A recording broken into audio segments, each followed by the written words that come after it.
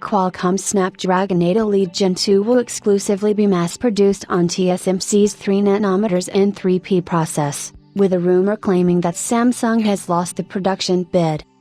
TSMC has once again taken advantage of its superior lithography compared to Samsung, as it will be exclusively mass-produce Qualcomm's Snapdragon 8 Elite Gen 2 for next year.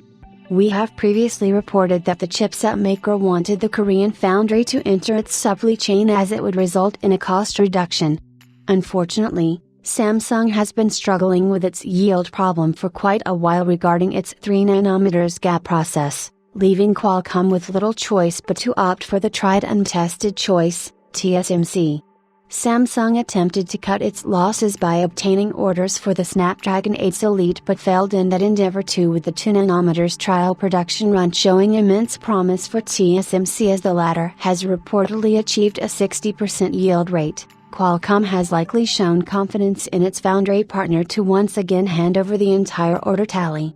According to a report published by The Bell and spotted by tipster Adjukan Lazarov, losing Snapdragon 8 Elite Gen 2 orders was not the only blow that TSMC suffered. Early next year, Qualcomm is expected to announce the Snapdragon 8 Elite, which will be positioned as the less capable version of the Snapdragon 8 Elite, its current flagship SoC.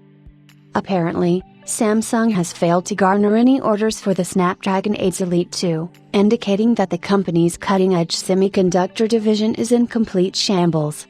As for the Snapdragon 8 Elite Gen 2, we should witness the silicon mass-produced on TSMC's improved 3nm N3P node, bringing in some improvements over the N3E variant. Earlier, we reported that Qualcomm started testing the chipset earlier than previously anticipated, as it hopes to obtain an edge against Apple's A19 and A19 Pro arriving for the iPhone 17 family. With the Dimensity 9500 and Snapdragon 8 Elite Gen 2 getting support for ARM's SME or scalable matrix extension, we could see up to a 20% multi-core improvement.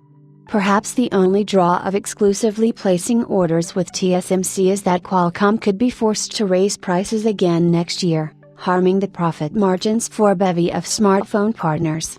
To be fair, it is not Qualcomm's fault alone, as it needs to remain competitive in the silicon race by producing cutting-edge SoCs. With Samsung failing to build confidence in such companies, the dual sourcing approach has gone out the window, severing Qualcomm's ability to ask for better wafer pricing from TSMC. The only way for the San Diego firm to lower the silicon bill is for MediaTek to provide exceptional pricing for the Dimensity 9500.